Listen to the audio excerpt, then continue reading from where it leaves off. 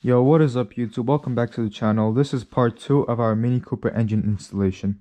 Now that we finally got all those parts out of the way, we can go ahead and move on to the exciting part, putting the engine inside of our Mini Cooper that'll soon be on the road.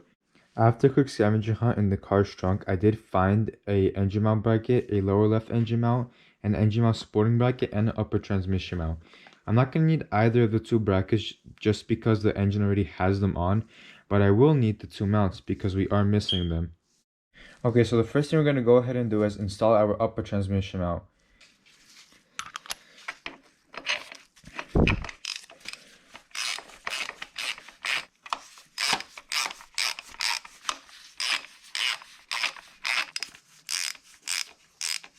After installing the upper transmission mount, we're going to go ahead and install the lower engine mount. And grab the bolt, and you're going to slide it through here. And you're going to hand tighten it. Grab a 16mm socket, and you're going to screw it in. Don't tighten it all the way because we still have to position it to the car itself. Okay guys, before we do put the engine inside of the engine bay, I recommend taking off this engine mount. There are three 13mm bolts. The reason I say so is because it will be in our way of putting the engine from top down.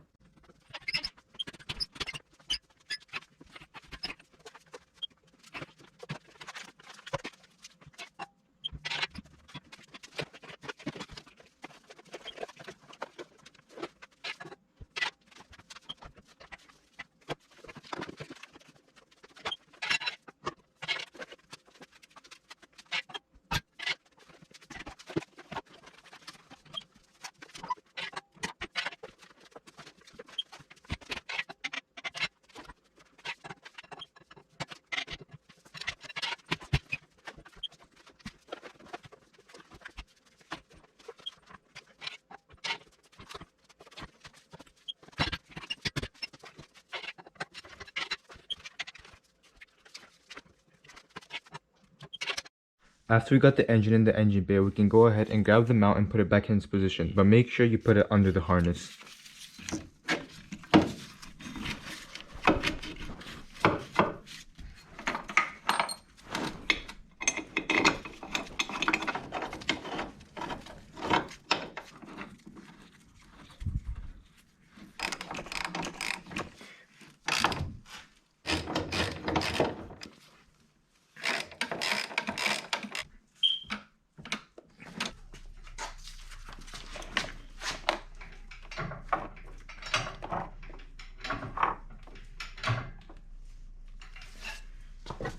You're going to grab an 18mm socket, and I believe the torque spec is 50 foot-pounds.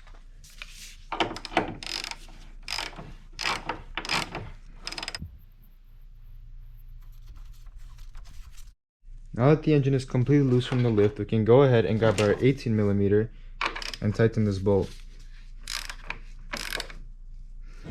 First, we're going to go ahead and unlock all the lug nuts on both front wheels.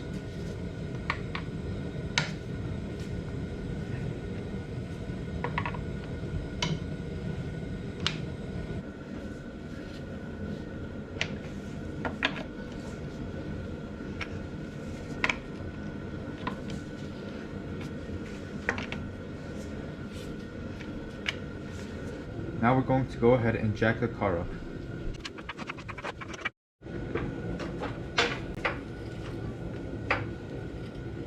After you've got the car lifted, you can go ahead and grab your jack stand and slide it under the car.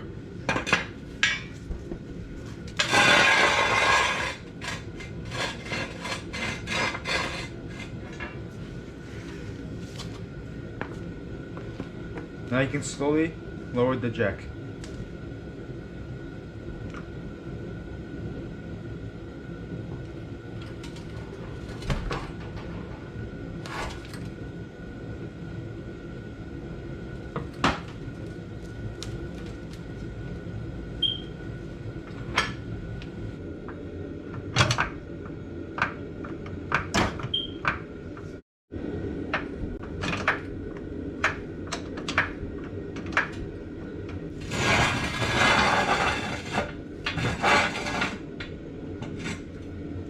Now we're going to go ahead and take off both front wheels.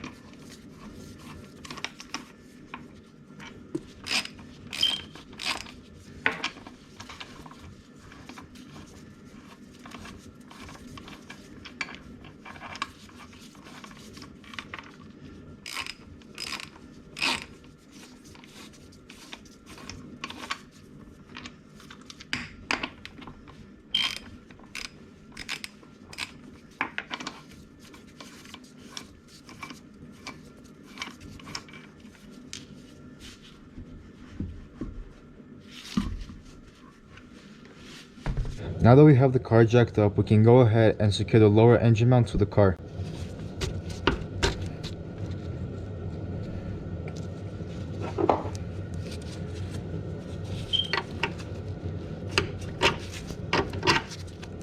Grab a 16mm short socket and a ratchet and secure both bolts.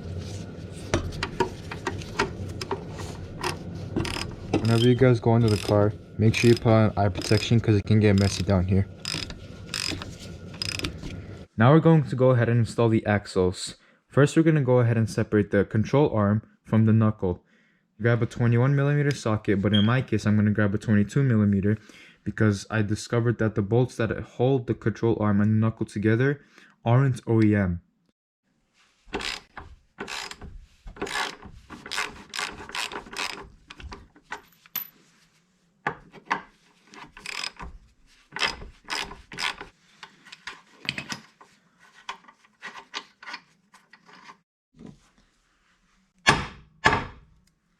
Now that we have the knuckle completely loose, we can go ahead and move it to the side and install our axle through this space.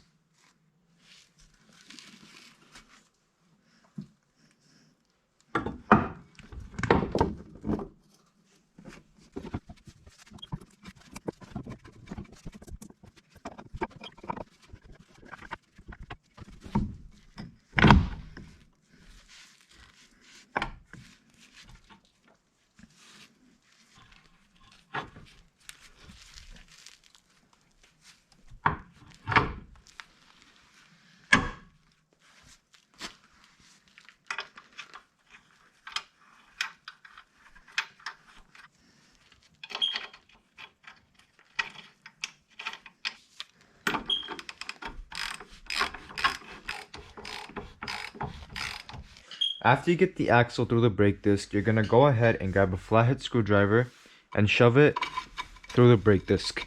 The reason I'm doing this is because as we torque the axle nut on, this brake disc will spin. Grab your axle nut and hand tighten it onto the axle. Then grab a 32mm socket and torque the nut to spec.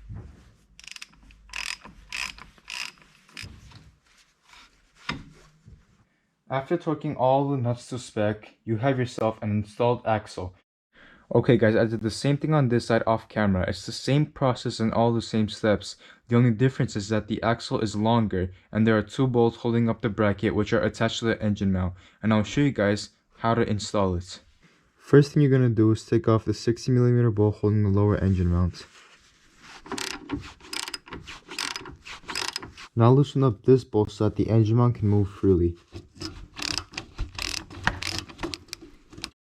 Now that you removed this bolt and loosened up this bolt, the engine mount should be nice and loose. You're going to see the bracket right there. Go ahead and grab your bolts and hand tighten them in place. One down here and one right up there.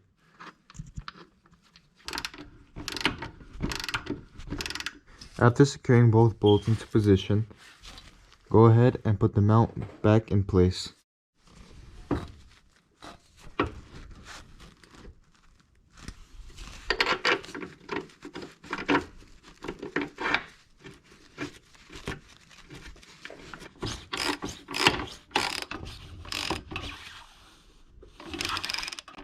Next thing I'm going to do is take off the battery cables that go to the engine, because this car already had them set up.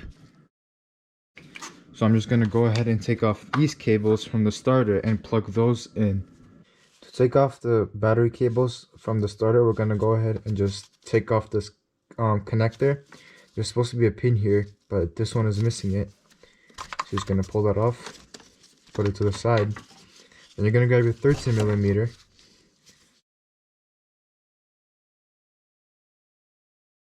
and take off this bolt.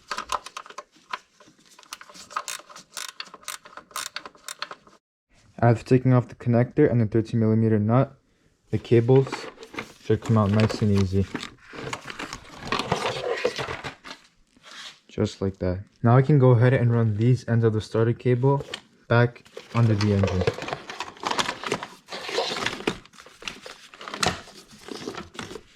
Now that we're back under the car, we can go ahead and connect the battery cable back to the starter.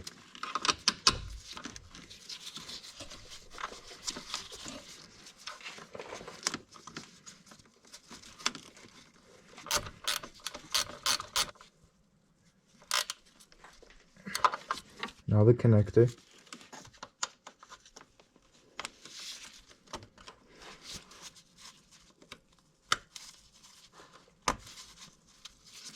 Make sure it's nice and snug in there.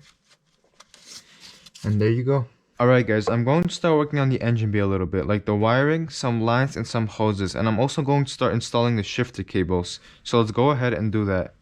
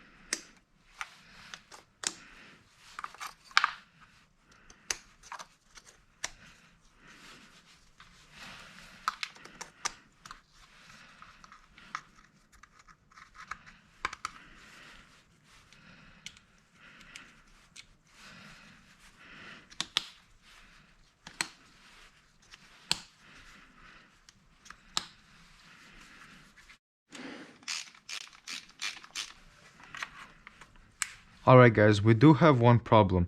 I realized that the vacuum pump fitting is broken, but luckily for me, I do have a replacement part, so let's go ahead and replace it.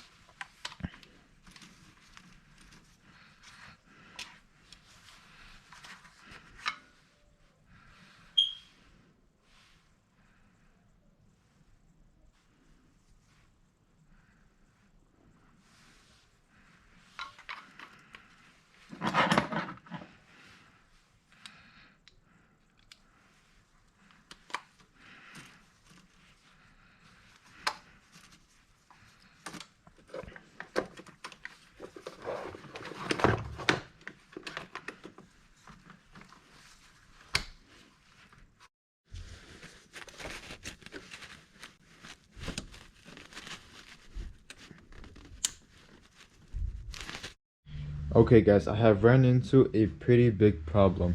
This is the oil pressure sensor, and it ensures that the engine is running within a safe oil pressure range. And I am missing the connector from the rest of the wiring, which goes into the sensor. Same thing on the Vanos solenoid. The Vanos solenoid controls the position of the intake and the exhaust camshafts, which effectively dictates the timing of the valves. And I'm missing the connector here as well. So I have two options. I can either get an entire new harness, or I can find the wiring and rewire them to the rest of the harness, which is most likely what I will do.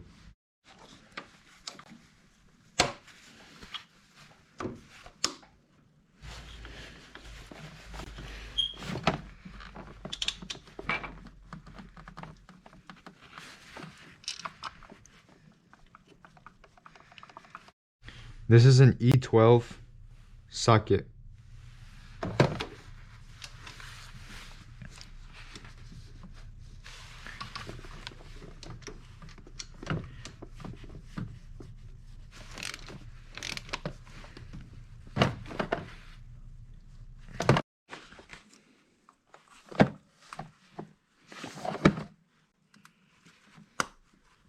Before and after.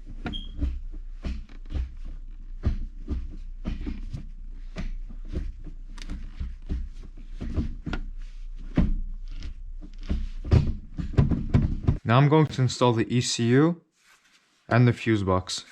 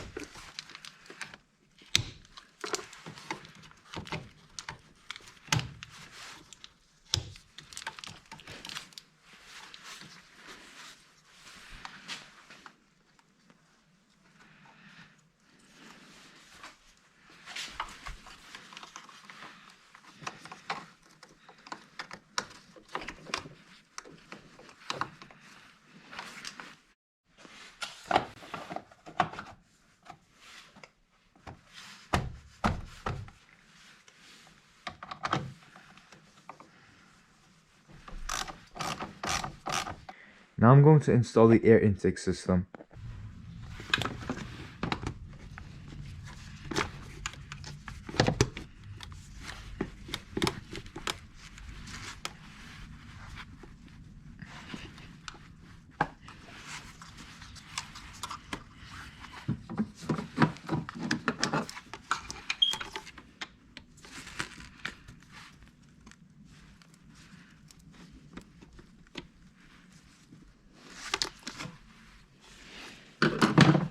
Okay guys, before we install the airbox on the car, we will have to take it apart. So grab a T25 tool and unscrew these 4 T25 screws.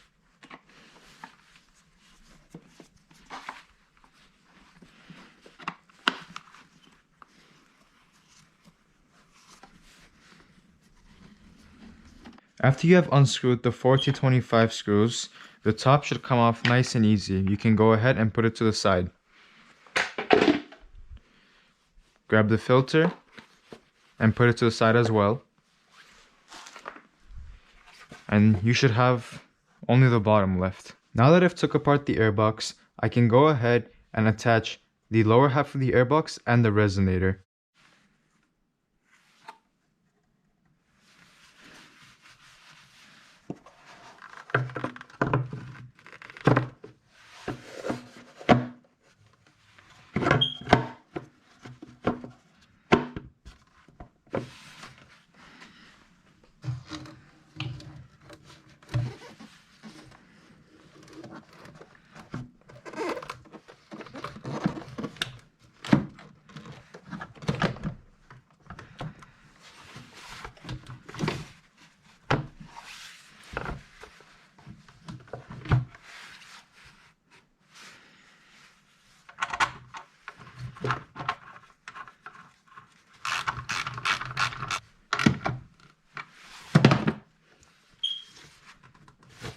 Now that I have the lower half of the airbox and the resonator installed, we can go ahead and install the rest of the airbox.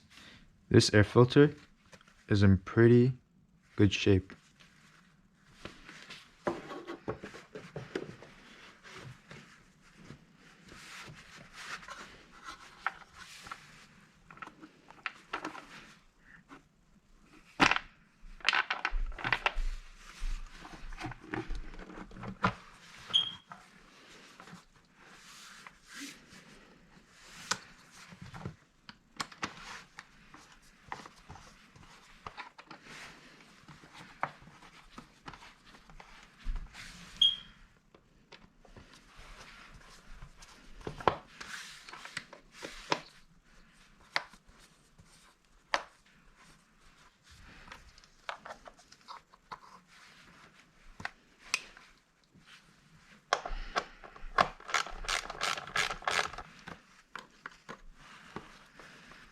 Now I'm going to install the alternator. Grab one of your 3 E10 bolts and hand tighten the bottom one first. Now grab your belt tensioner and align it with the alternator. Hand tighten these bolts as well.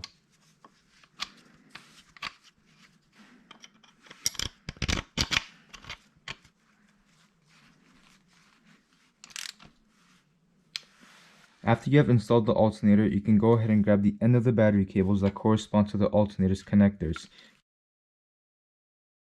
Plug it in and grab the terminal, push through here, and grab the 13mm nut that secures the terminal in place.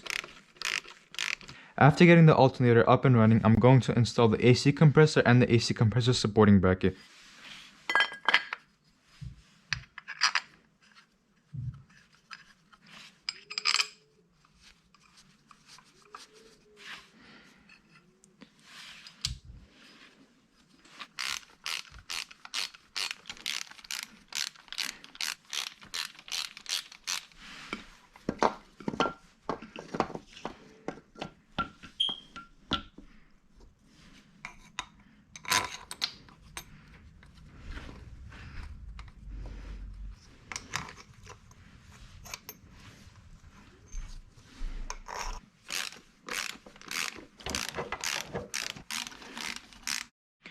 Now let's install the serpentine belt, also known as a drive belt, on the AC compressor and the alternator. First thing you're going to do is grab a wrench and lift the belt tensioner, and as we lift it, push this pin into the hole. Push the pin, and the belt tensioner should be held up nice and tight. Now grab the serpentine belt and wrap it around the AC compressor, and then the alternator. A few moments later. After a little push, the belt should sit on the alternator. Grab your wrench one more time and release the belt tensioner. There you go. The belt should be nice and tight. Now that we've got the alternator and the AC compressor installed, we can go ahead and install the exhaust manifold. So let's go ahead and do that. To install the exhaust manifold, you will need an 11mm socket to install the 10 11mm bolts. An extension would give you bonus points.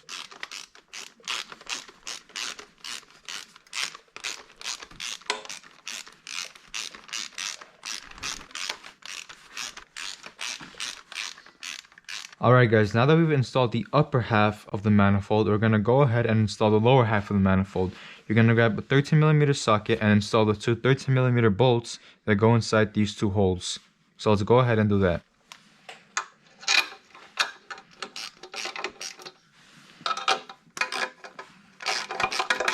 Now that we've installed the exhaust manifold, we can go ahead and install the heat shield. First, you need to take off the upper O2 sensor.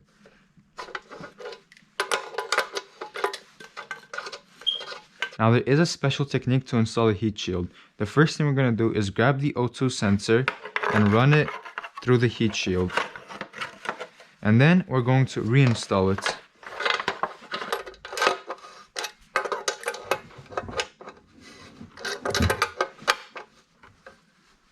After reinstalling the O2 sensor, we can now install the heat shield.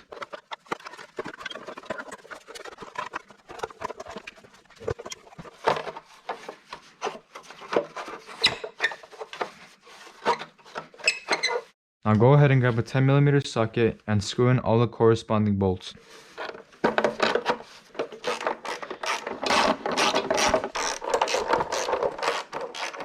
Now we're going to install the upper part of the heat shield.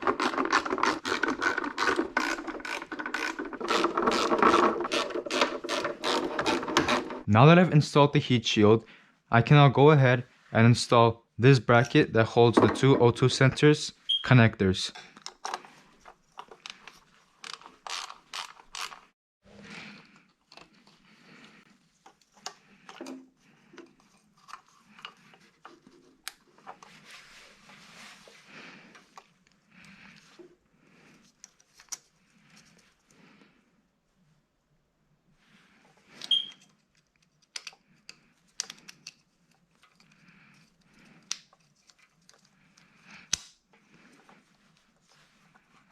Now I'm going to install the AC suction line and the AC line.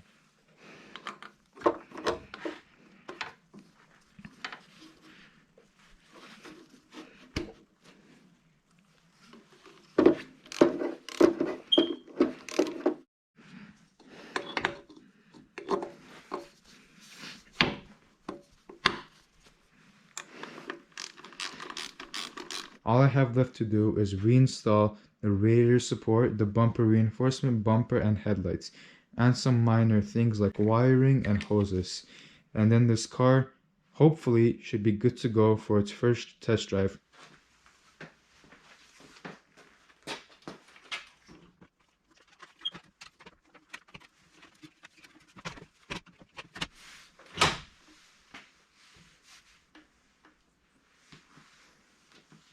Grab a 13mm and screw in the four 13mm screws that hold the radiator support.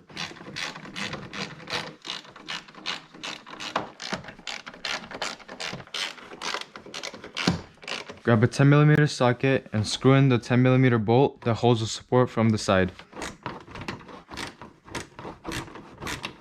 Do the same thing on this side. Now that I have the radiator support up and running, I'm going to start working on the hoses, lines, and some of the wiring.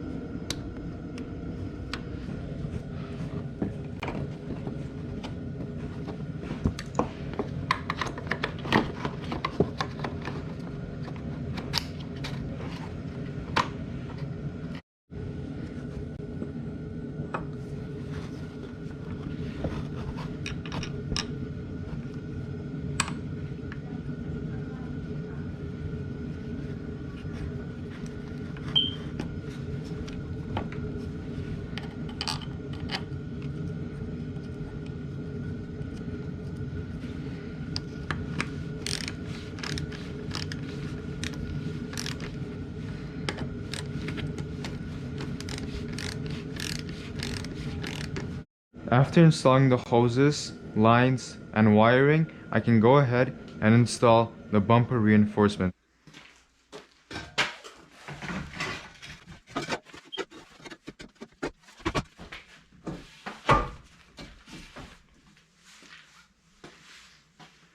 Okay guys, before I put the reinforcement back on the car, I did reattach both bumper brackets to make things easier. So now let's go ahead and secure them.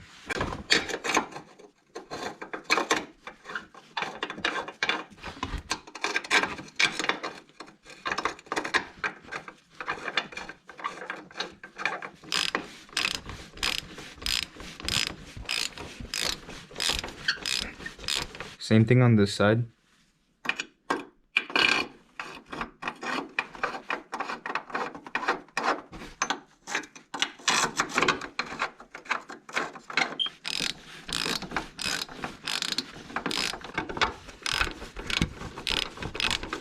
After securing both bumper brackets, I'm now going to secure the reinforcements. So grab a 13mm and screw in all the 6 13mm nuts.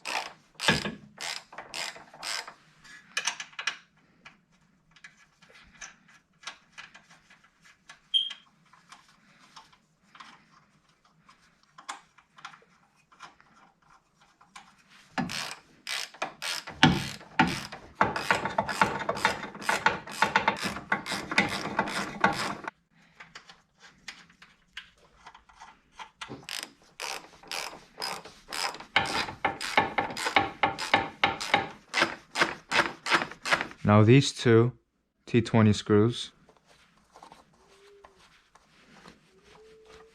Now the same thing on this side.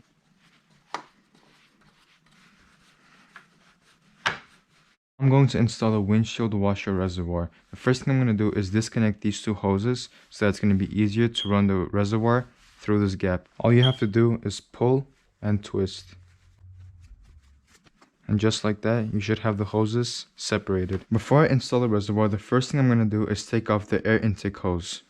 Grab a flathead screwdriver and loosen up this clamp.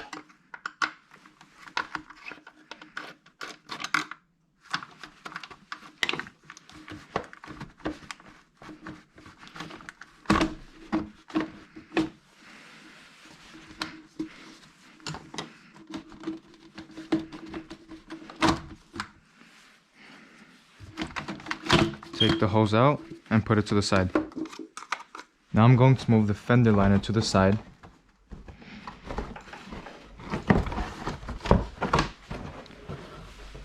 Just like that. Now grab your reservoir and run it through the gap into its place.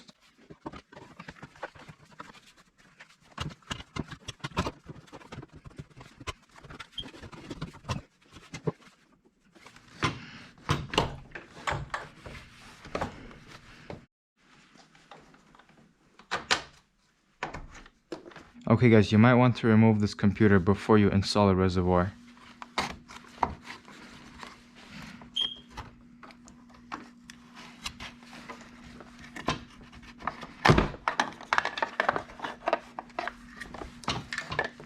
I'm also going to loosen up this screw so that this part of the support can loosen up and help me put the reservoir onto its designated spot.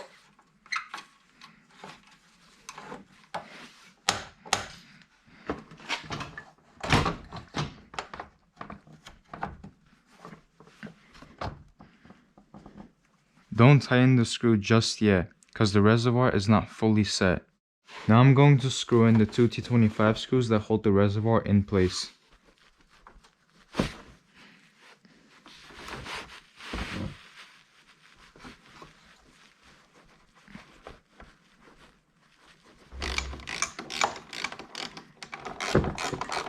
Now I'm going to retighten the screw.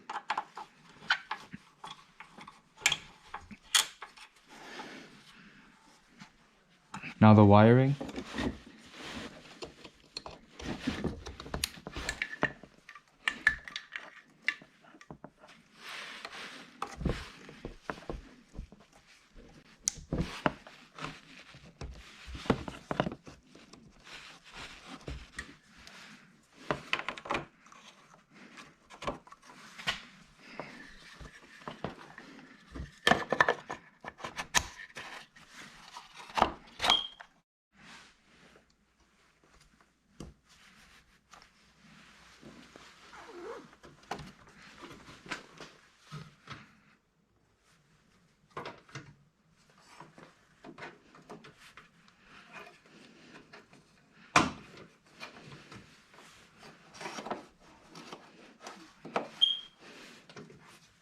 Now that the reservoir is fully installed, we can now reinstall the air intake hose.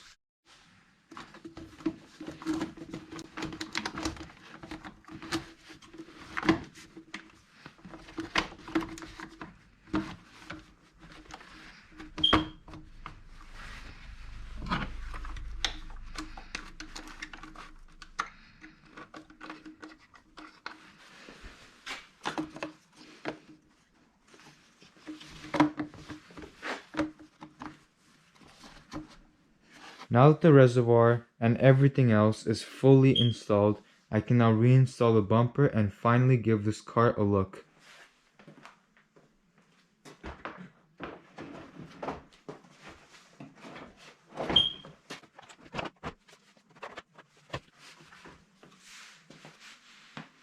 Let's start with the wiring.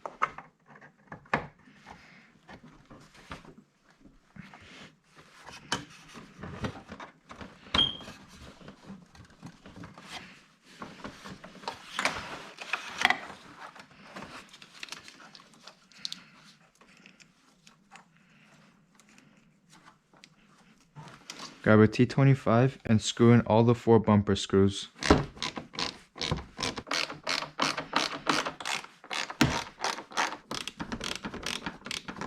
Now the grill.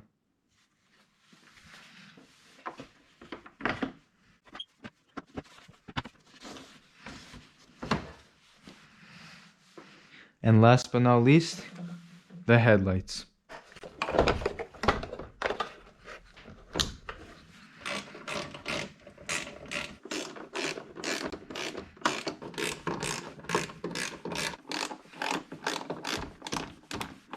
Same thing on this side.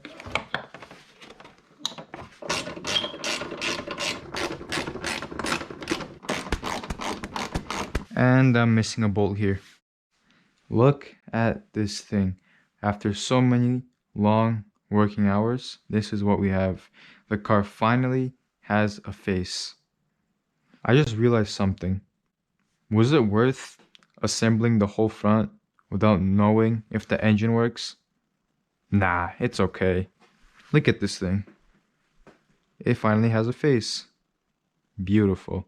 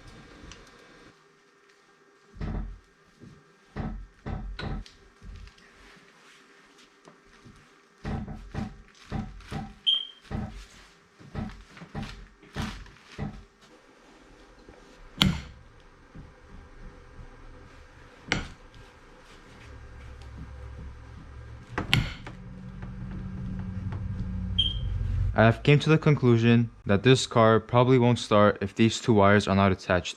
So I'm going to go ahead and attach them.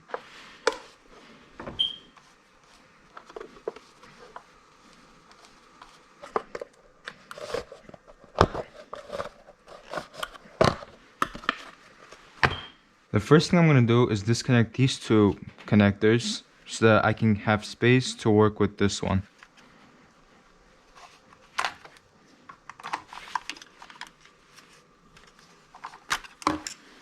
The tools I'll be using for this operation will be a blade and electrical tape. Blade because I can't find my wire cutters, electrical tape because I don't have any more heat connectors. The first thing you want to do is grab your wire cutters or blade and carefully take off the shell of the wire and make sure you leave some out so that we have space to work. And you should have a nice copper finish. Here is my replacement connector. I'm going to cut off some of the wiring shell from the connector as well so that then we can attach the two copper wires together.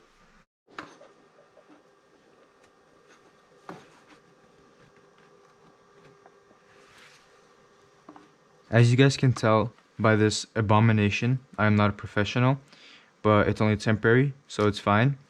Now I'm going to wrap it in electrical tape.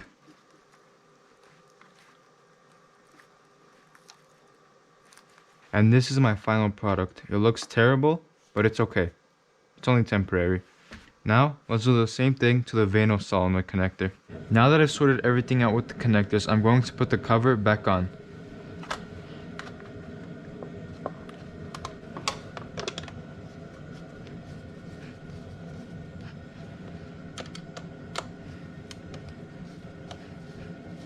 After long, hard-working hours, this is how far I have gotten.